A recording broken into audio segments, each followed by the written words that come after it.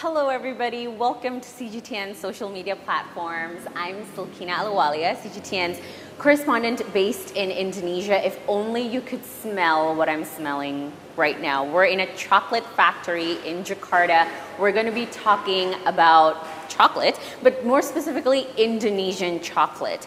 So for people that don't know, Indonesia is one of the largest producer of cocoa, but we still rely on imports, and we are trying to be self-sufficient in cocoa, at least by next year. And to help me understand chocolate and all things cocoa beans, we have Tisa Aunila, who is the owner of this beautiful enterprise. Tisa, it smells so good here. Thank you. Yeah. So we have like a display of, this is all Indonesian chocolate. All Indonesian chocolate. We have a display of Indonesian chocolate here, what you can make with Indonesian chocolate, and also we have a bean to bar process making that's happening behind us. We are not going inside because we would have to be in full-on gear. We would have to close. We would have to wear a mask, and you wouldn't be able to hear us. So we're gonna still let you in through the glass window. You can still see it. Okay, Tisa, talk to us a little bit about your company. It's called Pipiltin Cocoa. Yeah. Where, well, for people that have never heard the word Pipiltin, where does that name come from? Yeah. So the names comes from Aztec, because chocolate as in food comes from Aztec when they make chocolate for their gods. So they have to make like the best chocolate that they can make. Yeah. So we're gonna take that idea and we're trying to make the best chocolate that we can make. So Pipiltin is like a tribe. Was it like a tribe in the Aztec era, which is. Is that in Mexico? In Mexico. Yeah, exactly. okay. So it has existed for centuries. Yeah. Chocolate has been loved by so many people for centuries. So I don't think a lot of people, when they think of Indonesia, I don't think they think of chocolate. Yeah, exactly. Although I'm sure that the market is growing a little bit now. But what makes Indonesian chocolate so unique? You have like a full display here. Yeah. What makes Indonesian chocolate unique in your opinion? Yeah. Because in the chocolate, Indonesia at first is like the third largest cocoa bean producer in the world. Yeah. But other than that, we have so many islands, and every island has distinctive flavors. For example, Bali has like fruity notes. Aceh has like nutty notes, Flores, clovey, coffee notes. Yeah. So it really depends on the beans. We didn't add any additional flavorings. Yeah. So it really comes from the bean. I think that's the unique part, because there's so many islands here. So even the island is quite near, but the flavor is quite distinctive. Yeah. We're Christmas is just around the corner, so Tisa made us a special Christmas themed type of chocolate. It's so beautiful. Display, it's red and green, and we can actually show this. This is what Tisa was talking about. This is Aceh, 84 Aceh. And so speaking of, now we're looking at the packaging, you specialize in single origin chocolate. Yeah. So we know what single origin coffee is. We actually did a live about that with your brother. So what does single origin chocolate mean? I would imagine, for people that is not aware of what single origin means, what does it mean? So it means like in one specific word, it comes from one specific region. Yeah. For example, the Bali one, it comes from specific region in Bali. Yeah. So the flavor notes, we have also the flavor notes in the packaging, so it's quite small. Right. It's like fruity, caramel. It comes from the beans in Bali. But actually it's the same with coffee. Bali coffee is quite acidic, right? And also Bali chocolate is quite acidic too. So because the flavor notes depends on the microclimate, like the weather, the plantations around the area.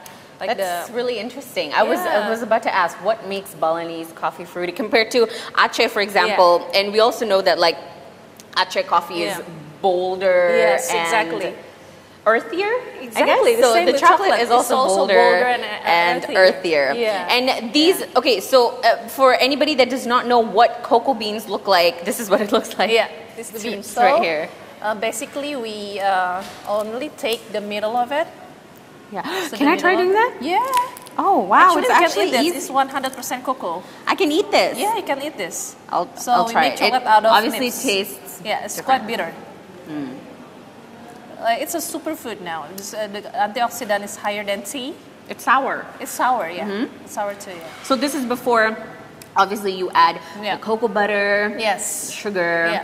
Yeah. So that's why the taste is very different, right? Between the beans and the chocolates. It's quite different because the beans itself tastes like nuts. Yeah. That's why the farmers in the plantation, they never eat chocolate in their lives. Wow. So after Pipiltin opened for about 2 years, we brought the chocolates to the farmers, and then we found out they never eat chocolate in their lives because all they know is the this process. one. Yeah, the process is quite long. Yeah, And yeah. also because they usually sell the chocolate to the traders. Yeah. So they lose sight of them and they don't know what they do to the chocolate. So Yeah. So how does this bean become this bar? It's the process is long. The process is long, actually. Is one of them is here. It's a chocolate room, but mostly of the process is downstairs. Okay. So basically, first, when the beans here, we sort the beans first, and then we winnowed it. We separate the nibs and the shells. Yeah. And then we go through the grinding process. We grind the chocolate until 25 micron size, vertical size. Just so to tiny. make sure, so tiny. We cannot really see it. It's 1/3 of our hair. Oh my gosh. Yeah, so to make sure that really the particles fine. is very fine, because chocolate is solid, but we have to perceive it as a liquid, right? And how long does it take from bean to bar? From bean to bar, 3 days. Oh wow, 3 that's days. a long time. So a bar that is of the size that we saw earlier. And how long have you been passionate about chocolate personally, and why did you decide to kind of essentially become the person to want to promote Indonesian chocolate to international and local audience? Actually, I was a corporate lawyer before. Yeah. But I love baking and making chocolate cakes. Yeah. And then I found this chocolate from Switzerland. Yeah. It's called Silkina, and it's beautiful, tasty chocolate. It's very smooth, very flavorful. And then I found out from their website that they got the beans from Jember. Jember is a region in East Java. So that's the first time I was wow. You must have been shocked, you went all the way to Switzerland. I know, right? To eat Indonesian chocolate. Yeah.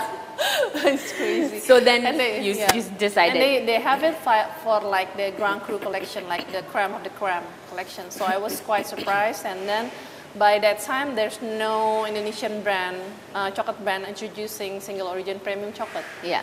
And at first, of course, I was quite scared because I have to create a new market for it. We have to create a new market for it. And then I talked to Irfan, the partner in Pipiltin, and he said that we should just have to go forward. Yeah. But of course, after making a business plan and everything, a simple business plan, and then because there's a demand here in Indonesia, because we're seeing an increase. Premium local chocolate from French, right? Oh wow! So and at 5-star hotels they use French chocolate and good quality wine. Yeah, so, and we've been to restaurants where 5-star restaurants and 5-star hotels that use your chocolate to create desserts. Yeah, so it's kind of the awareness. They are helping to raise the awareness that Indonesian chocolate can be as good. For example, I guess Belgian chocolate is really popular. Yeah, exactly. But we're trying to push. And there are more and more 5-star hotels aiming for using local produce, right? Yeah, so it helps us to build awareness in that sense. A lot of people now want to trace farm to table. They want to know exactly where their food is coming from. Exactly. Yes. So they want to minimize that link as much as possible. The shorter, the better. Yeah. And a lot of Indonesian people and companies are now so talented and they're so creative in providing all of this to consumers. And I think they value more of the traceability, right? Exactly, that's the word, traceability. Yeah. And so where are some of your farms located around Indonesia? Because you have so many. There's Bali, Aceh, Flores, East Java, and you have even more over there. Your selection is huge. We're aiming for introducing more and more single origin chocolate, but we have to make sure that they're consistent. For example, we're planning to introduce a chocolate from Pariaman, from Padang, Sumatra, and the packaging already ready, but that since the consistency from that but specific beans are not good enough, so we are postponing the launch. So we have to make sure that the beans, because it might be our power, our plus to have like a single origin premium chocolate and to have less distinctive flavor. But I think it's also our weakness in the sense that we cannot add anything to the chocolate. So we have to make sure that the ingredients are in a very good like quality. high quality, and the ingredients can speak for itself. So when you taste it, What were some of your challenges when you just began this business? You started it 5 years ago. Yeah. So what were some of what did the market look like 5 years ago for local chocolate? The consumption of chocolate bar is very low by then.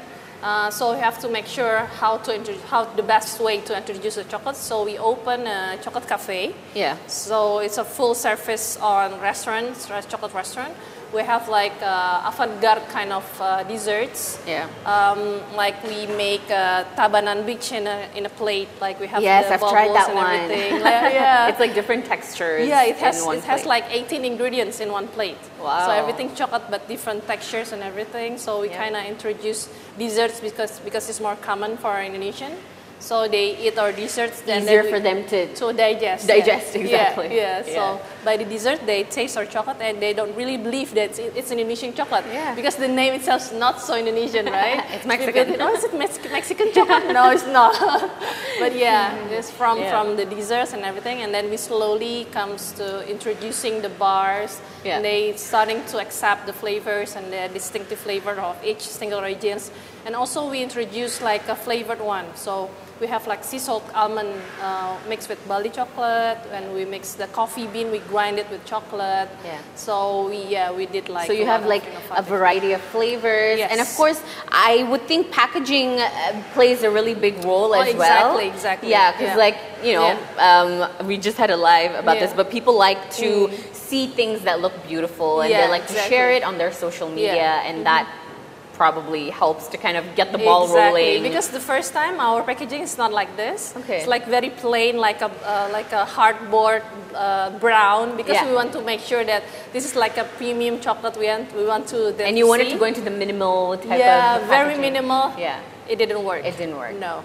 People want some eye-catching things, and now you have some really beautiful, colorful packaging. So you saw a lot changed after you changed your packaging. Yeah.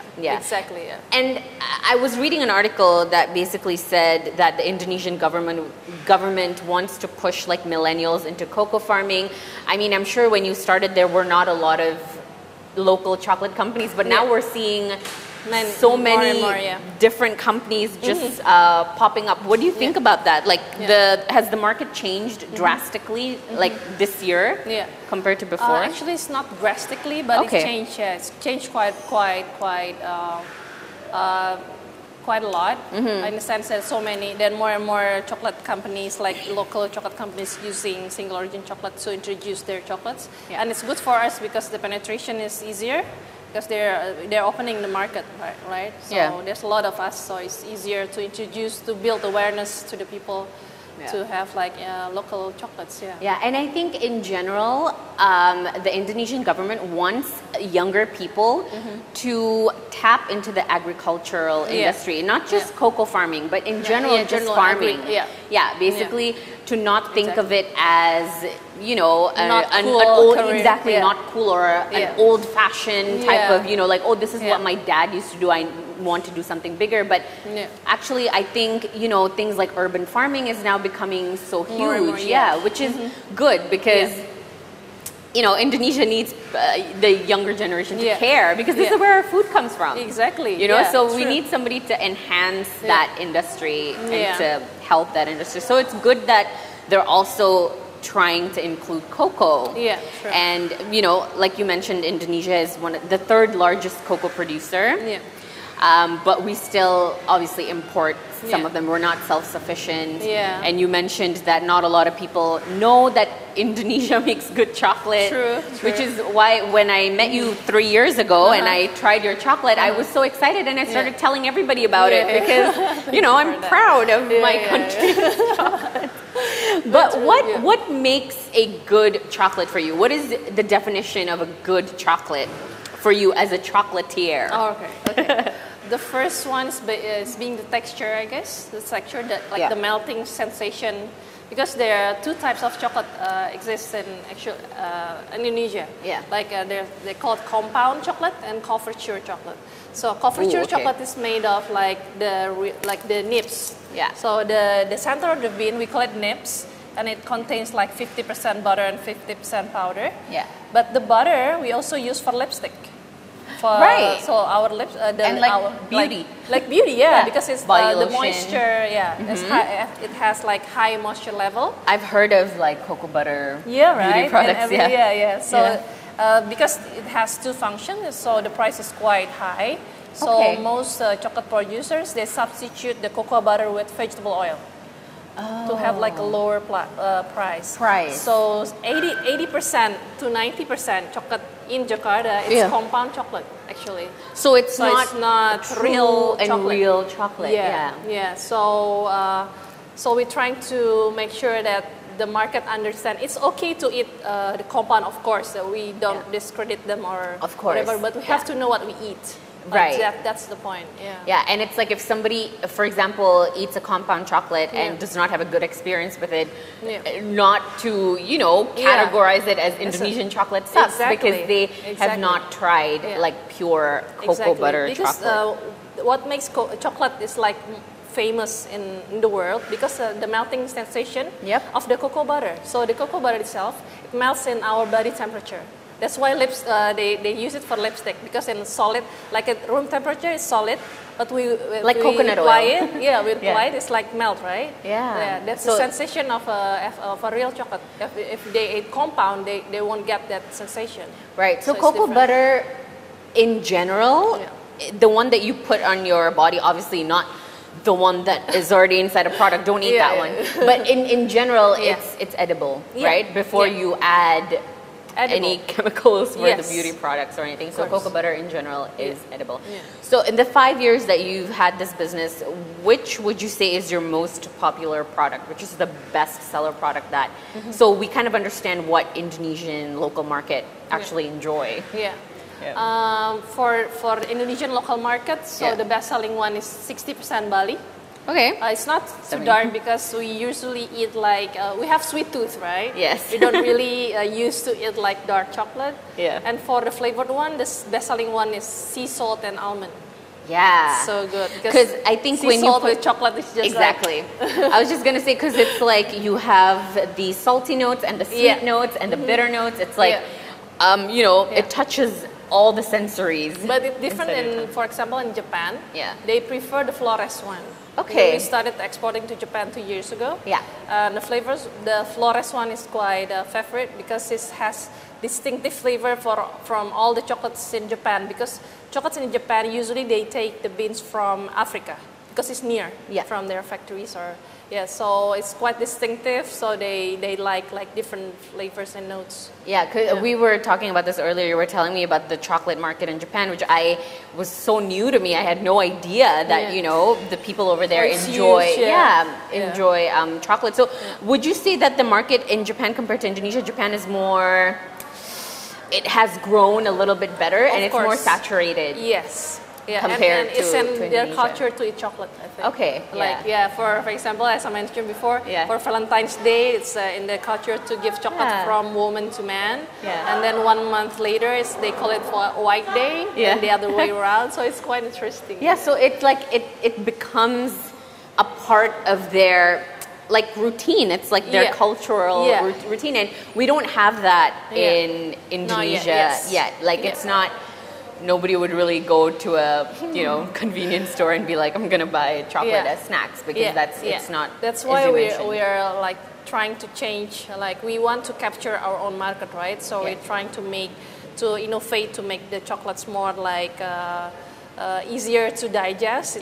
So we don't really sell the chocolate bars, but we also sell like chocolate snacks. It's also chocolate, but in different form. So it relates because we love snacking. We do, right? We really do. We love snacking. And you don't only have bars. We can see over here, you have some hot chocolate. Some drinks as well. And we also have this caramelized cashew. This also snacks is the nibs. The cocoa nibs, Yeah. we roast it with cashew. Yeah. And then we caramelize it with coconut sugar. Yeah. Why coconut sugar? Because it's healthy. It's low in glycemic, so it's slowly. Yeah. That's so it's really, really so interesting, and you're providing a whole new world for chocolate lovers to try Indonesian chocolate. Thank you so much, Tisa. Thank you. I always learn a lot from you and new things whenever we chat. Thank you so much, guys, for watching. If you have any questions, leave them in the comments below. I was reading your Facebook comments, and we are seeing all of them. Thank you so much for watching wherever you are in the world. And it's nice to see that everybody loves chocolate and everybody's interested in chocolate. I will leave you guys with this beautiful image of this delicious Christmas-inspired chocolate. It's so colorful. I'll see you guys next time. Bye.